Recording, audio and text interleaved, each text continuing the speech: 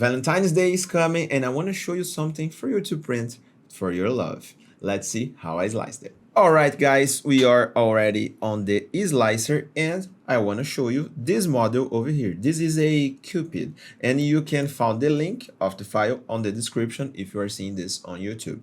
So let's first start with a tip that is not usual in most of the models. I will change my standard profiles for ND3V3 SE. I think it's a average printer. Most of you can print this on your printers. It's similar. On print settings in fill, my first change will be the pattern of the fill.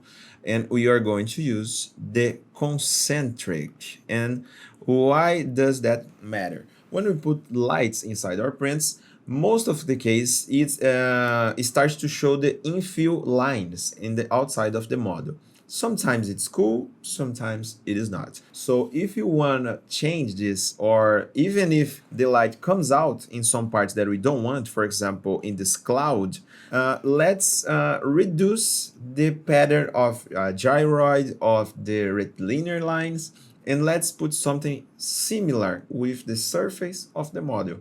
So it's going to be more uniform, okay? So in this case, the concentric lines are going to follow the path of the walls. Look at this. We have in here concentric lines. So if the light is still coming out, we will have the same pattern as the wall. So we will have less patterns showing that we don't want on our prints. Okay, so I recommend you when you print lamps, for example, or translucent filaments, use concentric or try to use concentric will be better. It's not a resistant infill, so if you are print something that is going to suffer some effort or some, I don't know, impact, I don't know, you can use another type. But if it's just a lamp, it's going to be just exposed, it's just a decorative model, we can use this without any concerns. Okay, so first changing here, concentric pattern. Another thing, in this part over here, we do have a stream overhang, and I want you to make a decision in here. In my case, I prefer to use supports on this part. You may ask yourself, do I need to use? You could not use supports. You could keep this without to save some time, to save some material. But in my case, I prefer to put some support in here and make a safer print. Okay, so it's a choice. I'm not saying that if you don't use support, it's going to make your print awful. So you make a decision. If you prefer a better quality on the finishing between the support and the piece, use. If you are okay with the overhang marks, just print without, okay? And why am I saying that? Because this is a cover for the main part of the print. The main part is going to be inside, is the scene of the Cupid, is the scene of the couple in here. So we don't actually need a lot of concern in this part. People are going to look inside of the model. In my case, I am really perfectionist, so I want all the print perfect. If you are the same, you can use support. So what we are going to do, we are going to put just in this part, let's paint supports, and we're going to highlight overhangs in 30 degrees. See, we have a lot of regions with support needed, but I'm going only to put in here, and I'm going to explain you why. Let's just paint support in here. In here we don't need, and also in this part. And I'm, oops, okay. And, if you want erase some painting, just press Shift on your keyboard and then pass the mouse through, okay? Let's change for the circle in here. All right, okay, let's slice it again. I'm changing this for the organic supports, So in the support material, we are going to put style organic, okay? And then let me see. I'm not going to print this with 0.16 highly detailed because, as I said, the main part of this model is inside. So let's save some time and print this with 0.2. An average is going to look good, so we don't need to reduce the layer height, not even increase in this part. Just keep the same. I'm saying that because the top Z contact distance in here should be the same as one layer.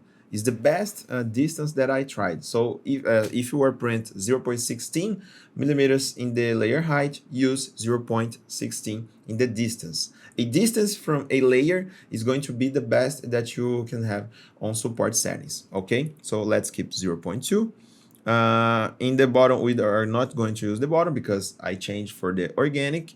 And also, I do recommend you to change this. Use always 3 top interface layers and always interface pattern 0, okay? This is a good setting for supports because the 0 pattern is space, thus this in here.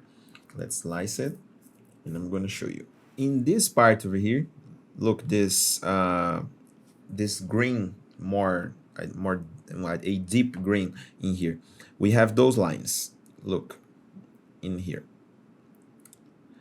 Those lines are straight to each other because I put 0 distance between them. So it's going to be smooth when the piece touches this part. So if you keep 0, we are going to have a better finishing on this region, okay? And if you are using 3 interfaces and 0.2 distance, it's going to be easier to remove. So we have a good quality finishing and also easy to remove, okay? This combination is the best. I tried a lot of different combinations and I recommend you to keep this one, okay?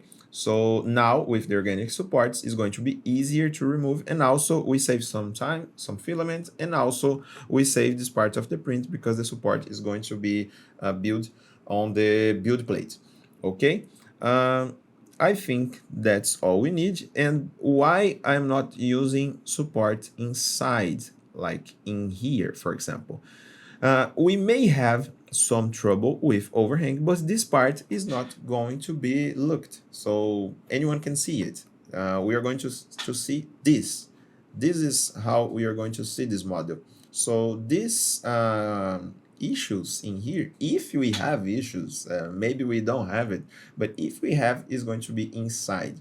So don't use support there because you're going to expend time and filament. So I don't recommend you to use it, okay?